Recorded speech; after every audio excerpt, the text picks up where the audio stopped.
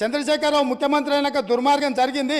మెదక్ జిల్లాకే పరిమితం చేసుకున్నాడు. రంగారెడ్డి జిల్లాను ఎండబెట్టిండు. చేవెళ్ళ, వికారాబాద్, పరిగి, తాండూరు వరకు ఇవ్వాల్సిన గోదావరి జలాలను చంద్రశేఖరరావు దిగమింగిండు. మల్లన్న సాగర్కి ఆపేసిండని అక్క ధర్నా చేయలే. తమరు కూడా వచ్చింది కదా అధ్యక్ష. ఇవాళ ఎదురుగ్గా కూర్చొని పచ్చి అబద్ధాలు మాట్లాడుతుంటే మా అక్క మా జిల్లా కోసం మాట్లాడతలేదంటే నాకు ఆశ్చర్యం అనిపిస్తుంది. సబ్జెక్టే ఇది.